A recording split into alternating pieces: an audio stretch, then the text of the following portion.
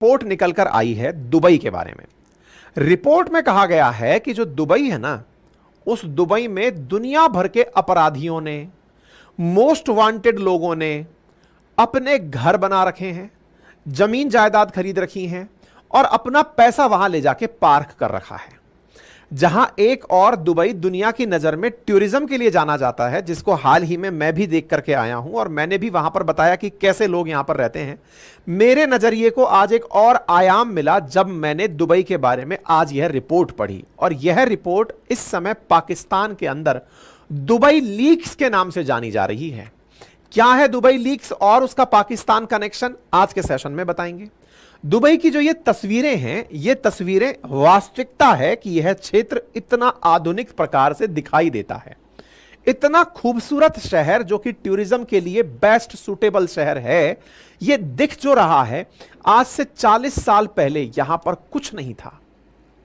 हाल ही में एक रिपोर्ट निकलकर आई है कि जो ये दुबई के अंदर लोग रह रहे हैं, ये दुबई के लोग असल मायने में सारे की सारे अधिकांश लोग जो दुबई में पैसा लगाकर बैठे हैं, या तो वो इंडियंस हैं या वो पाकिस्तानी हैं, और उनमें से मेजॉरिटी लोग जिन्होंने बड़ा पैसा लगा रखा है वो कोई ना कोई अपराध करके वहां गए हुए हैं। पाकिस्तान चूंकि भारत की तुलना में 5 टाइम्स छोटा है, लेकिन पैसा इतना लगा रखा है कि उस पैसे को देखकर पाकिस्तानियों में इस बात का जिद मच गया है कि यार हम तो कंगाल हुए जा रहे हैं और ये लोग हमारा पैसा निकालकर दुबई में लगा रहे हैं। यहां पर इनके राष्ट्रपति, इनके पूर्व राष्ट्रपति, ना जाने किस किस की प्रॉपर्टी का पता चला है। अब आप पूछेंगे ऐसी खबरें आ कहां से गई और इंडिया के बारे में क्या है।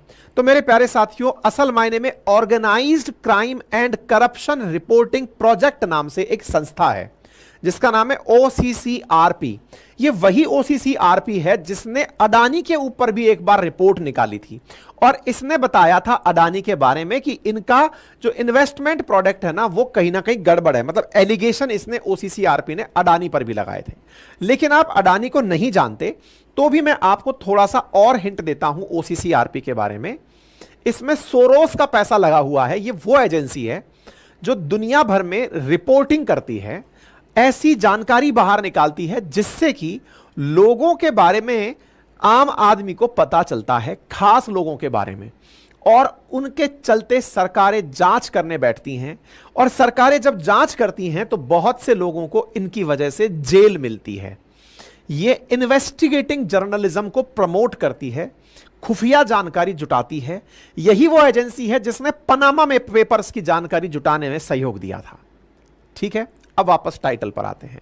हेडलाइन यह है कि Pakistan owns 23,000 properties worth ₹11 billion in Dubai. सोचिए, पाकिस्तानियों ने अपना $11 बिलियन का फंड पाकिस्तानियों ने दुबई में लगा रखा है। हम लोग भी पीछे नहीं हैं। पाकिस्तानियों के साथ साथ इंडियंस भी खूब जबरदस्त तरीके से यहां पर हैं, लेकिन पाकिस्तान की चर्चा इसलिए हो रही है, इंडियंस रो नहीं रहे हैं कि हाय हम लोग मर गए। इन लोगों के हालात बुरे हैं, स्थिति बहुत ज्यादा डेट ट्रैप में चल रही है। IMF इनको बेल आउट पैकेज दे रहा है और उस बेल आउट पैकेज के बावजूद यहां पर आप देखते हैं कि इनकी सेना के पर्सनल और बड़े अधिकारी बढ़िया बिलियंस ऑफ डॉलर में इन्वेस्टमेंट करके बैठे हैं। कहां की चर्चा हो रही है? चर्चा हो रही है संयुक्त अरब अमीरात की। मेरे प्यारे साथियों, भारत और पाकिस्तान से अगर पश्चिम में चलते हैं तो एक देश दिखाई पड़ता है, पर्शियन गल्फ में बैठा हुआ यह देश UAE, संयुक्त अरब अमीरात कहलाता है। संयुक्त अरब अमीरात, अमीरात इसलिए क्योंकि यहां पर राज्य जो हैं वो अमीरात कहलाते हैं। 7 अमीरात मिलकर के UAE का निर्माण होता है। ये 7 अमीरात आपके सामने हैं। इन 7 अमीरातों में सबसे बड़ा अमीरात आबू धाबी है, जो कि वर्तमान में UAE की कैपिटल भी है। इन अमीरातों में आज भी राजशाही चलती है, राजा ही राज करता है, राजाओं के परिवार ही यहां की सत्ता के नाम बनते हैं। अगर आप आज के किंग के बारे में सुनते हैं तो अल मखतूम, जो यहां पर आप देख रहे हैं मखतूम, तो यह मखतूम डायनेस्टी है जो यहां पर राज कर रही है। ऐसे ही दुबई में नाहयाम डायनेस्टी है जो राज कर रही है। इस प्रकार से आबू धाबी, दुबई, शारजहां, अल कुवैन, अल खमैन, इस तरह से यहां पर आपको ये फ्यूजिया और ये जो जगह शारजहां, ये 7 जगह मिलकर के यूएई का निर्माण करते हैं। इनमें आबू धाबी सबसे पैसे वाली जगह है क्योंकि यहां पर ऑयल रिजर्व हैं, इसी कारण ये सब पर प्रभावशाली तरीके से राज करते हैं। दुबई एक अमीरात तो है ही है और ये इंडिविजुअली खुद से अपने आप को लीड करता है, यानी 7 राजा अपना अपना राज चलाते हैं, सातों मिलकर के एक साथ रहते हैं, लेकिन दुबई इनमें से अकेला अपने आप को चलाता है। सब लोग हालांकि थोड़ा थोड़ा अपना अपना चलाते हैं, अपना अपना ऐसे समझ लीजिए कि दुबई की टैक्सी आबू धाबी से या दुबई की टैक्सी शारजहां से पैसेंजर्स नहीं बिठा सकती। मेरी फ्लाइट आते समय शारजहां से थी, तो दुबई से जो फ्लाइट मुझे टैक्सी छोड़ने शारजहां गई थी, वो टैक्सी वहां से खाली लौट के आई थी। क्यों? अलाउड नहीं है कि दुबई की टैक्सी शारजहां से पैसेंजर बिठा के लौटे। ऐसे ही शारजहां के जो टैक्सी अगर दुबई किसी को छोड़ने आएगी तो उसे खाली लौटना पड़ेगा, उसे यहां से ले जाना अलाउ नहीं है। यहां के लोग यहीं से सामान खरीदेंगे, यहां के लोग यहीं से सामान खरीदेंगे, लेकिन उसके बावजूद भी दुनिया यहां पर आने के लिए पागल हो रही है। मैंने अपने अनुभवों से जब जानकारी जुटाई तो मुझे लगा कि दुबई क्योंकि मोस्ट सिक्योर्ड प्लेस है। सिक्योर्ड किस तरह से? हर चीज कैमरे की नजर में है। आप टैक्सी में भी बैठे हैं तो 3 कैमरे लगे हुए हैं, एक आपको देखता हुआ, एक ड्राइवर को देखता हुआ, एक डिग्गी को देखता हुआ। आपकी तीनों तरफ निगरानी है। सड़क पर जहां तहां कैमरे हैं, कोई पुलिस वाला दिखाई नहीं दे रहा है। क्यों नहीं दिखाई दे रहा है? क्योंकि सब तरफ से कैमरे से आपको नजर देखा जा रहा है। अगर कुछ भी गड़बड़ होती है, वहीं से वो ऑटोमेटिक आपको पकड़ करके आपके अकाउंट से पैसा काट लेंगे। सारा की सारा काम उन लोगों ने, गाड़ियां अगर सड़क पर चल रही हैं तो उनके अकाउंट्स में पैसे हैं और उन पैसों से निकाल करके वो लोग पनिशमेंट और हैवी पनिशमेंट लगाते हैं। यानी पैसे का डर, पुलिस का डर और कैमरों से जो उनकी मॉनिटरिंग है, सर्विलांस में सबसे ऊपर है। और इस कारण से यहां जाने वाले हर आदमी को लगता है कि यार गजब स्वच्छता है, मतलब गजब आजादी वो है, सर्विलांस है। दूसरी चीज, जब मैं गया था, मैंने इस बारे में वीडियो भी बनाया था और मैंने बताया था, जब मैं अबू धाबी था तब मैंने ये कहा था कि यार यहां के जो लोग हैं ना, वो बहुत फ्री हैं, यानी इनको कोई रेस्ट्रिक्शंस नहीं फेस हो रहा है। दुबई के अंदर हर व्यक्ति अपनी तरह से जिंदगी जी रहा है। कोई मॉनिटरिंग इस बात की नहीं होती है कि आप क्या खा रहे हो, क्या पी रहे हो, कहां घूम रहे हो, कहां नाच रहे हो।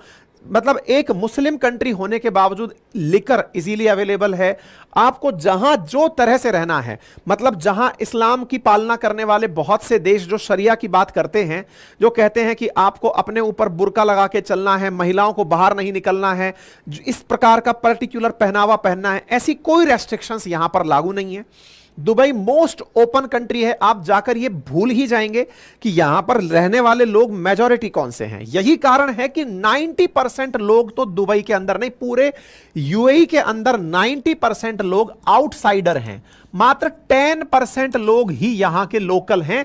90% लोग तो यहां बाहर से आके बसे हैं, क्योंकि इनके राजाओं ने 1 करोड़ की आबादी वाला जो ये देश है, उसमें से मतलब दुबई 33 लाख लोग रखता है, और 1 करोड़ की आबादी वाले इस देश में 34 से 35 लाख तो केवल इंडियंस हैं जो रहते हैं। उसके बाद सेकंड नंबर पाकिस्तानियों का, फिर बांग्लादेशियों का, ऐसे दुनिया भर के लोग हैं। 90% लोग यहां बाहर से आके बसे हैं, क्योंकि इन राजाओं ने कोई प्रकार का रेस्ट्रिक्शंस लोगों पर नहीं डाल रखा है। विशेष रूप से दुबई तो एकदम कॉस्मोपॉलिटन सिटी की तरह से खोल रखा है। इतनी आजादी और स्वतंत्रता देखकर मुझे भी लगा था कि यार ये लोग जो है गजब तरीके से लोगों को रखते हैं। आप और हमको घूमने की जगह अच्छी लगी यार, घुमाए। लेकिन इस रिपोर्ट ने बहुत सी बातें ऐसी बताई जो कि अब तक फिल्मों में देखी जाती थी, लेकिन वो रियलिटी में पता चली। क्या? OCCRP, organised crime and corruption reporting project ने एक जानकारी निकाली। ये कौन सी एजेंसी है, पहले इसके बारे में जान लेते हैं। ये वो एजेंसी है, जॉर्ज सोरोस की एजेंसी और रॉकफेल ब्रदर्स। जॉर्ज सोरोस भारत में मोदी जी के खिलाफ काफी बयानबाजी के लिए जाना जाता है, बढ़िया पैसे वाला आदमी है। इसने यह एजेंसी बनाई थी 2006 में इन्वेस्टिगेटिंग संस्था के रूप में, कि मैं खुफिया जानकारी जुटाऊंगा। खुफिया जानकारी जुटा करके इसने 24 नॉन प्रॉफिट सेंटर से मिलकर इसको बनाया और Europe, Africa, Latin America, Asia में जानकारी जुटाने का काम किया। बहुत सारी मीडिया एजेंसीज को साथ में लेकर ये दुनिया भर की जानकारी जुटाते हैं, OCCRP कहलाते हैं। इनके द्वारा इन्वेस्टिगेशन के माध्यम से 10 बिलियन से ज्यादा इलिसिट पैसा, जो कि लोगों ने गलत तरीके से, अवैध तरीके से कब्जा कर रखा था, वो रिकवर हुआ है। साथ ही साथ इनकी वजह से अब तक दुनिया भर में 600 गिरफ्तारियां हुई हैं, बहुत सारे लोगों को जेल हुई है। साथ ही साथ लगभग 400 से ज्यादा सरकारों ने, 400 से ज्यादा सरकारी जांचें इनकी रिपोर्ट के आने के बाद शुरू हुई हैं। यानी कि ये वो लोग हैं, जब ये जांच करते हैं अपने स्तर पर, तो इनकी जांच आ जाने के बाद बहुत सारी सरकारें हिल जाती हैं। आपको याद हो तो नवाज शरीफ, जो शहबाज शरीफ के भाई थे, वो पनामा पेपर्स में नाम आने के कारण ही पाकिस्तान छोड़कर चले गए थे, क्योंकि पाकिस्तान ने उनके ऊपर आजीवन प्रतिबंध लगा दिया था और कारावास की सजा बोल दी थी। मतलब ये वो तरह की जर्नलिज्म करते हैं। पनामा पेपर्स के अंदर जब नाम आया था कि पनामा में किन का पैसा लगा हुआ है, ऐसे दुबई में किन का पैसा लगा हुआ है, यह जानकारी ये देती है।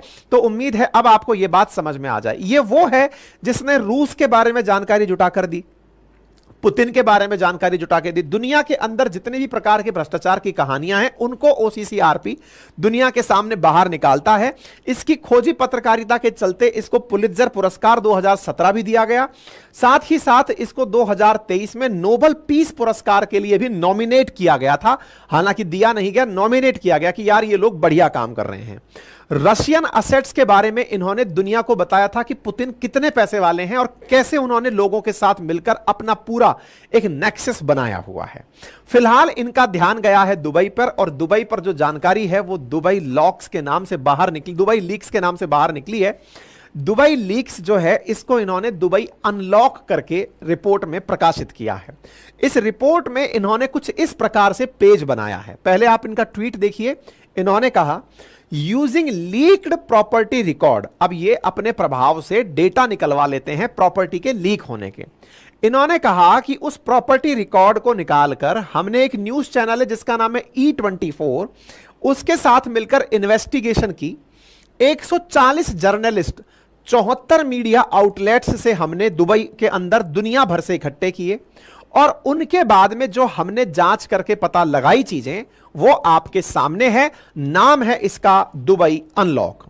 न्यूज को इन्होंने कुछ इस प्रकार से शुरू किया है, OCCRP, और इस पर इन्होंने एक रिपोर्ट दी, और यह रिपोर्ट निकलकर आई 14 मई 2024 को। OCCRP and E24 news media house ने मिलकर यह रिपोर्ट निकाली। साथियों, एक समय लगभग आज से 40 साल पहले दुबई पूरी तरह डेजर्ट हुआ करता था। मतलब आज जिस जगह दुनिया के लोग दुबई में घूमने जाते हैं, 25 से 30 साल पहले वहां कोई हाई राइज बिल्डिंग नहीं, एकदम सपाट जगह पड़ी हुई थी। जगह 30 से 40 साल पहले एकदम साफ रेगिस्तान वाली जगह, आज वो 40 साल के अंदर बदलकर कुछ इतनी बड़ी बड़ी इमारतों के साथ दिखाई देता है। इनका कहना है कि 4 डेकेड 40 साल पहले जहां बंजर था, आज वहां इतने लोग आकर बस गए हैं, इतने लोग आकर बस गए हैं और लगातार बसते जा रहे हैं। इंडिया की तरफ से 29,700 लोग यहां पर 35,000 प्रॉपर्टी खरीद कर बैठे हैं, जिसकी कीमत 1.42 लाख करोड़ रुपए है। साथ ही साथ इन्होंने अपनी तरफ से जानकारी देते हुए कहा कि दुबई में विदेशियों की जो संपत्ति की डिटेल साझा हुई है, इसको जुगाड़ने के लिए इन्होंने कुछ लीक डॉक्यूमेंट का लाभ उठाया। पाकिस्तान का यहां पर 23,000 प्रॉपर्टी है, जिसकी कुल लागत 91.8 हजार करोड़ रुपए है। मेरे प्यारे साथियों, इस करेंसी को, इस रुपए को देखकर आपके दिमाग में प्रश्न उठने लगेगा कि रेगिस्तान में जाकर कोई क्यों बसा। आपके दिमाग में एक बड़ा प्रश्न यह बनना भी चाहिए कि यार अल्टीमेटली कोई भी देश अपने यहां के क्लाइमेट के कारण जाना जा सकता है, अपने यहां पर सुविधाओं के लिए जाना जा सकता। कुछ लोग कहते हैं कि तेल के लिए कोई व्यक्ति जाकर क्यों बसेगा। भाई अगर आपको वहां जाना है, तो मैं जब वहां गया था तो मैं ये कारण खोज रहा था कि यार कोई आदमी यहां आता क्यों है। मैंने प्रमुख कारणों में सुरक्षा एक कारण निकाला, मैंने ट्विटर पे भी डाला था, अगर आपने देखा हो। सुरक्षा कारण निकाला था मैंने, स्वतंत्रता कारण निकाला था। तीसरा एक बड़ा कारण निकाला था मैंने टैक्सेशन, कि टैक्स में राहत के कारण लोग यहां पर आ जाते हैं, क्योंकि यहां की सरकार टैक्स नहीं लगाती, 5% वैट है मात्र, तो टैक्स की राहत के कारण भी यहां पर लोग जाते हैं। लेकिन जो कारण OCCRP ने निकाले हैं वो बहुत ज्यादा जबरदस्त तरीके से जानने के हैं। दुनिया के सबसे गर्म इलाकों में से ये वाला जो क्षेत्र है, यहां पर टैक्स एग्जम्पशन के कारण तो लोग आते ही हैं, लेकिन इसके अलावा दुनिया के बहुत सारे मोस्ट वांटेड भी यहां आकर रहते हैं। भाई कोई व्यक्ति आप और हम जैसा जाकर वहां रह रहा है तो उसके दिमाग में एक बड़ा कारण क्या हो सकता है कि मध्यम वर्ग भारत में या फिर जो उच्च मध्यम वर्ग भारत के अंदर है वो टैक्स के ही दबाव में डला हुआ है। अभी निर्मला सीतारमण जी से एक सवाल पूछा था किसी प्रेस कॉन्फ्रेंस में, उसका वीडियो भी मैंने अपने ट्विटर हैंडल पर डाला है, अंकित कुमार अवस्थी वेरीफाइड अकाउंट है, आप जाकर देखें। तो उस पर भी मैंने, उसमें भी जो बेचारा सामने वाला सवाल पूछ रहा है वो बहुत जेन्युइन सवाल पूछ रहा है कि आप मेरे स्लीपिंग पार्टनर हैं, मैं एक्टिव पार्टनर हूं, सरकार हमसे इतना टैक्स वसूलती है। ये सच्चाई है साथियों, आपको जानकर बड़ा आश्चर्य होगा, भारत में टैक्स देने वाले भले ही बहुत कम लोग हैं, लेकिन सरकार जो उनसे टैक्स वसूलती है, मैं खुद इस बात का आपको एविडेंस दे सकता हूं कि मेरी कंपनी लगभग 40% अपनी कमाई का सरकार को तो सीधा सीधा पे करती है।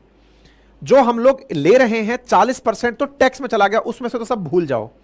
जो बचा उसमें से आपको कंपनी को पैसे देने हैं, तनख्वाहें बांटनी है, और ये तो टैक्स सरकार ने कंपनी से वसूल लिया। बाकी जो जीवन यापन करते समय खर्चे करने हैं, उन खर्चों में मतलब ऑलमोस्ट 10 से 15% पैसा ही आदमी बचा पाता है, बाकी सब पैसा सरकार वापस कैसे ना कैसे ले लेती है। इनके देश में सीधी सीधी 40 से 50% टैक्स की राहत है। आप गए तो आप ये समझिए कि मैंने आपको कल परसों भी एक उदाहरण दिया था एक सेशन में, जिसमें यह बताया था कि अगर यहां पर फॉर्च्यूनर 50 लाख की है तो वहां 25 लाख की है, सरकार टैक्स में राहत देके बैठी है कि जिसको टैक्स लेना ही नहीं है, 5% वैट लेना है, वो भी आप वापस जब अपने देश जाओ तो उसको वापस ले जाना।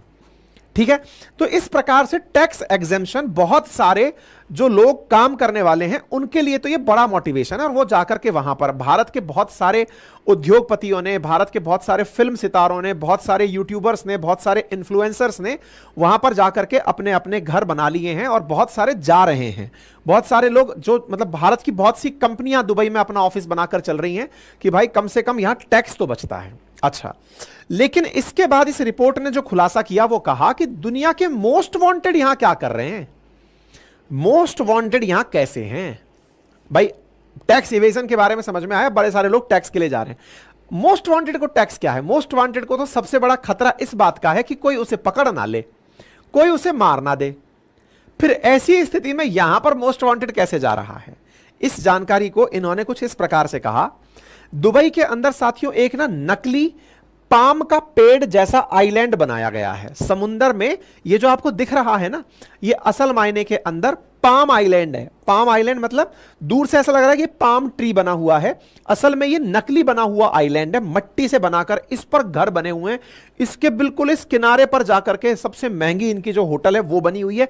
मतलब ये भयंकर महंगा एरिया है। यहां आप जब जाएंगे, यहां पर बड़े बड़े फिल्म सितारे, ये जो शाहरुख खान, रोनाल्डो वगैरह जितने भी लोग बड़े लोग हैं, इनके घर यहां पर आपको मिलेंगे, पैसे वाले लोगों के। इस बारे में जब जानकारी जुटाई तो इस एजेंसी ने जानकारी जुटाई तो इन्होंने यहां बताया कि एक व्यक्ति है जिसकी मतलब इन लोगों ने भी अपनी तरह यह मालूम करने का प्रयास किया कि यहां पर जिनके घर हैं वो लोग हैं कौन।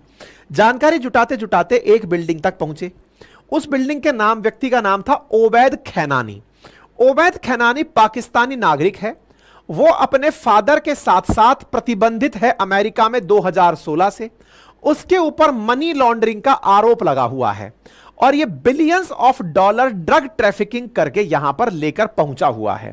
लीजिए साहब, ड्रग ट्रैफिकिंग करी और यहां पर एक बहुत बड़ी बिल्डिंग बना ली। साथियों, यहां पर 2 BHK फ्लैट भी 5 करोड़ से नीचे नहीं मिलता है। बहुत महंगी तरह से मतलब पैसा यहां पे कट रहा है। उसके बावजूद यहां पर लोग ये बढ़िया सा एक 5 सितारा घर बना के बैठे हैं। एक और नाम मिला साहब, इस टावर का नाम था palm tower Dubai. Palm tower Dubai, इसके अंदर रहते हैं डैनिलो, और डैनिलो एक ब्राजील के बिजनेसमैन है। इनको दुबईयानों के नाम से भी जानते हैं। इनके ऊपर आरोप है कि ये बिटकॉइन का फ्रॉड करके पैसा लेकर के यहां पर बस गए। दुबई के अंदर इन्होंने प्रॉपर तरीके से अपनी तरफ से, मतलब पहले ब्राजील में इन्होंने फ्रॉड किया, यहां आकर इन्होंने अपनी बिल्डिंग बनाई और दुबई में मस्ती से रह रहे हैं। तीसरे व्यक्ति का नाम है जोमेरा बे, मतलब इनका अपार्टमेंट का नाम है जोमेरा बे टावर X3। इसके अंदर रहने वाले व्यक्ति हैं डैनियल किनाहान। किनाहान के बारे में पता चलता है कि ये एक ड्रग कार्टेल चलाते थे, ड्रग ट्रैफिकिंग करते थे स्पेन और यूके के अंदर। यूएस अथॉरिटीज ने इनके ऊपर $5 मिलियन का वो लगाया हुआ है, पैसा दो और मतलब क्या कहते हैं ना, इनाम घोषित किया हुआ है। ये यहां पर एक बढ़िया टावर बना के आराम से रहते हैं। ऐसे ही एक टावर बना हुआ है जिसका नाम है अवंती टावर। यह है सलाम शेबानी का।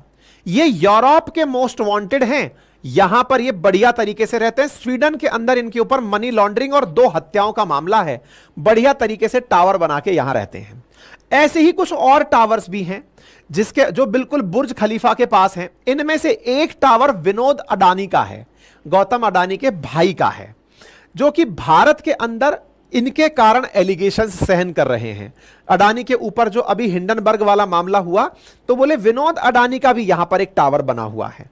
ऐसे ही एक ऑथमैन एल बलौती हैं, उनका जो कि बेल्जियम के अंदर बहुत जबरदस्त कोकीन ट्रैफिकिंग के लिए, ड्रग ट्रैफिकिंग के लिए जाने जाते थे, उनका भी यहां पर एक टावर बना हुआ है। मुकेश अंबानी के पास दुबई में 2000 करोड़ की प्रॉपर्टी है। ऐसे ही दुनिया भर के अंदर के जो बड़े लोग हैं, जैसे जरदारी जो कि राष्ट्रपति हैं पाकिस्तान के, उनके पास 2.7 हजार करोड़ का यहां पर पेंट हाउस है। यहां 2.5 करोड़ का पेंट हाउस ऑफर रखने की वो नहीं होती हिम्मत, यहां पर 2.25 हजार करोड़ का पेंट हाउस। पेंट हाउस मतलब होता है किसी बिल्डिंग के टॉप पर बना हुआ एक घर, एक घर जिसकी कीमत इतनी बड़ी है। दुनिया भर के राजनेता, सेलिब्रिटीज, बिजनेसमैन यहां पर हैं। और इसके अंदर जब इन्होंने रिपोर्ट निकाली तो इन्होंने 12.5 बिलियन डॉलर के रियल एस्टेट को जांच किया। सारे तो जांच नहीं कर पाए ये, 12.5 बिलियन डॉलर के जब इन्होंने डेटा को तलाशा तो इसमें से 35,000 भारतीय, 23,000 पाकिस्तानी। पता चलता है कि 35,000 भारतीय जो हैं उनमें से 29,700, 1,42,000 करोड़ की प्रॉपर्टी के मालिक हैं, और पाकिस्तानी 91,000 करोड़ की प्रॉपर्टी के यहां पे मालिक हैं। जो जो बड़े बड़े लोगों की प्रॉपर्टी यहां पर पता चली, उन पर किसी ना किसी प्रकार के आरोप लगे हुए हैं। Criminal criminal criminal criminal, politically linked politically linked politically linked, sanctioned sanctioned sanctioned. आप तलाशते जाइए, बकायदा इन्होंने अपनी वेबसाइट पर एक ये पूरा डेटा डाल दिया है। आप जाकर तलाशें, अपने देश का नाम डालें, वहां पर कैटेगरी डालें, जैसे criminal criminal criminal suspect, other, politically linked, sanctioned, इस तरह की कैटेगरी है, आप डालें। हमारी टीम ने पाकिस्तान को डाल करके जब सर्च किया, पॉलिटिकली लिंक्ड में नाम निकल कर आया परवेज मुशर्रफ का। परवेज मुशर्रफ के साथ में आसिफ अली जरदारी का। परवेज मुशर्रफ के पास भी यहां पर हजारों करोड़ की प्रॉपर्टी की जानकारी है। ऐसे ही जब इंडिया तलाशा गया क्रिमिनल सस्पेक्ट में, तो कोई शाहुल हमीद दाऊद नाम निकल कर आया, नीरव मोदी नाम निकल कर आया, और विनोद अडानी नाम निकल कर आया। विनोद अडानी अडानी के भाई हैं। ये शाहुल हमीद दाऊद, इसके बारे में पता चला तो ये लाल चंदर का तस्कर था, वीरप्पन वाले काम को करता था, ये तस्कर है, इसका यहां पर जबरदस्त इन्वेस्टमेंट है। नीरव मोदी भगोड़ा है, रहता यूके में है, इन्वेस्टमेंट दुबई के अंदर है। अब जब इतनी चीजें यहां पर पता चलती हैं तो आपके दिमाग में अब एक प्रश्न तो बनना लगेगा, इसका मतलब ये जो हाई राइज बिल्डिंग्स यहां बनी हैं, तो दिमाग में, मेरा खुद का दिमाग, जब मैं इस रिपोर्ट को पढ़ा तो दिमाग खुल गया। मैं प्रवचनबाजी कर रहा था कि सुरक्षा बहुत है, ये बहुत है, फलाना बहुत है। असल मायने में जो खेल समझ में आया कि ये जो बड़ी बड़ी बिल्डिंग्स बनी हुई हैं, जिस तरह के लोगों की बनी हुई हैं, जो इतने बड़े बड़े क्राइम्स करते हैं, क्रिमिनल्स हैं, उनकी बिल्डिंग्स यहां कैसे बनी हुई हैं। तो जानकारी के बारे में पता चला कि ये सारे के सारे लोग यहां पर क्राइम करके शरण ले लेते हैं। दुबई यानी कि यूएई, इसके बारे में यह पता चला कि ये वो देश है जो दुनिया के साथ में कोई भी ट्रीटी मानता नहीं है। अगर कोई आप इनसे ये कहें कि मेरा अपराधी आपके यहां पर है, उसे वापस भेजिए, एक्स्ट्रेडिशन ट्रीटी, नहीं मानूंगा। आपका अपराधी यहां रह रहा है, मेरा तो नहीं है ना, उसने मेरे यहां पैसा लगाया है, मेरे को उससे मतलब होना चाहिए ना। विचार कीजिए, कितना स्पष्ट विचार है साहब इसका। और ये आइडिया, मतलब जिसने भी इसको दिया होगा वो जबरदस्त आदमी होगा। इसने कहा कि मेरे यहां पर क्रिमिनल, आप दुनिया में कहीं भी क्रिमिनल हो, मेरे यहां पर क्रिमिनल मत बन के रहो, खत्म बात। आपको जहां क्राइम करना है करिए, मैं आपकी सरकार को आपके लौटाऊंगा नहीं। इस वजह से दुनिया भर के क्रिमिनल्स यहां जाकर शरण लेते हैं और इतना संजीदा तरीके से रहते हैं कि उन्हें देखकर आपको ऐसा लगेगा ये इतना सभ्य आदमी कैसे घूम रहा है। सभ्यता की पराकाष्ठा देखिए कि दुनिया भर के लोग, आपको सोचिए 5,000 करोड़ का जो घोटाला करने वाला जो वो था ना, एक एप्लीकेशन था जिसके बारे में बताया था, महादेव बैटिंग ऐप, वो लोग भी यहीं पर रह रहे हैं। यहां पर पूरी तरह डेस्टिनेशन है, जापान से निकले हुए लोग यहां पर रह रहे हैं। और तो और आतंकवादी जो हिजबुल्लाह हूती के जो लड़ाके हैं, जो दुनिया भर में आतंक मचाए फिर रहे हैं, लेबनान से अटैक कर रहे हैं, इजराइल के ऊपर, यमन से अटैक कर रहे हैं, उन लोगों के यहां पर हजारों करोड़ की प्रॉपर्टी है। मनी लॉन्ड्रिंग करके बुर्ज खलीफा में प्रॉपर्टी खरीद रखी है। सोचो, इतने सारे देशों से निकले हुए क्रिमिनल्स हैं जो यूएई में जाकर के अपना पैसा इन्वेस्ट कर रहे हैं। अब बड़ा सवाल है कि दुबई में क्यों जा रहे हैं? तो पहला कारण, ये किसी भी प्रकार की एक्सट्रेडिशन ट्रीटी नहीं मानता। आपको अपराधी को वापस लेना है, नहीं, मेरे यहां पर वो इन्वेस्टर है, उसने इन्वेस्ट किया हुआ है, मैं नहीं मानूंगा। नंबर एक चीज, खुद उनको इतनी बड़ी सुरक्षा मुहैया कराता है कि क्या पंछी भी पैर मार जाए, अगर गलती से कोई क्राइम किया, मतलब अगर पॉकेट पिकिंग भी की ना आपने, तो आपको उठाकर सीधा डिपोर्ट कर दिया जाएगा, एयरपोर्ट पर छोड़ दिया जाएगा, जाओ अपने घर वापस। मतलब आप यहां पर बीगी बिल्ली बनकर रहते हैं कि चुपचाप रह लो, बढ़िया सुविधाएं हैं, सारा की सारा आर्टिफिशियल वर्ल्ड बसा लिया, यहां पर सुरक्षित रहो। बदमाशी अगर यहां करी तो ये वापस अपने देश भेज देंगे, फिर वहां बच नहीं पाएंगे। तो पूरी तरह सुरक्षित एनवायरनमेंट में दुबई के अंदर चाक चौबंद होकर बैठे हैं। दूसरा एक इंटरेस्टिंग फैक्ट जो पता चला, पता है वो क्या था? दूसरा फैक्ट ये था कि इन लोगों ने यहां पर प्रॉपर तरीके से एक और कारनामा किया हुआ है साहब। क्या? कैश में प्रॉपर्टी खरीदने का। जैसे इंडिया की गवर्नमेंट क्या कहती है ना, क्योंकि भारत सरकार बैंक में पैसा रखना क्यों प्रमोट करती है, कैश को मना क्यों करती है? Cashless economy, cashless economy India क्यों चिल्लाता है? क्योंकि इंडिया में इतना बड़ा टैक्सेशन है, सरकार को टैक्स चाहिए, सरकार को टैक्स चाहिए, सरकार को दुनिया का पैसा नहीं, अपनों का पैसा चाहिए। सरकार दुनिया पर नहीं, अपनों पर राज करने के लिए भारत में चलती है। दुबई में क्या चल रहा है? दुनिया का पैसा लाओ, तुम पर हम राज करेंगे। यह तो दुबई की कहानी है। इंडिया की क्या कहानी है? अपनों पर हम राज करेंगे। जैसे अंग्रेज हम पर करते थे, अब सरकारें हम पर करती हैं। आपने जो कमाया उस पर टैक्स दो, हमको उससे जन कल्याण करना है। जन कल्याण ज्यादा अच्छे से तब होगा जब आपके अकाउंट में जो पैसा है वो पूरा मुझे पता होगा। अकाउंट में पैसा पता कैसे होगा? जब आप कैश में काम नहीं करोगे, तभी तो अकाउंट में रखोगे।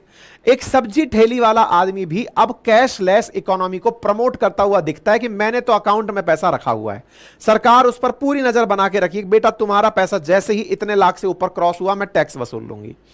टैक्स वसूल करके सरकार को फिर जन कल्याण करने हैं, फ्री सिलेंडर बांटने हैं, मनरेगा की मजदूरी देनी है, मुफ्त अनाज देना है, ताकि वो वोट लेकर फिर से सरकार में आ सके। तो एक प्रकार का ऐसा सिस्टम है, टैक्स लो, जनता के लिए पैसा खर्च करो, खर्च करके उनसे वोट मांगो कि हम आपको इतना पैसा अकाउंट में डाल देंगे, इतनों को रोजगार देंगे, ये सब काम करके देंगे, पैसा इनसे लेंगे और इनसे वोट लेके सरकार में। तो इंडिया में तो पूरा एक साइकिल सेट हो गया, ये नहीं टूट सकता, ये साइकिल ऐसे ही चलेगा।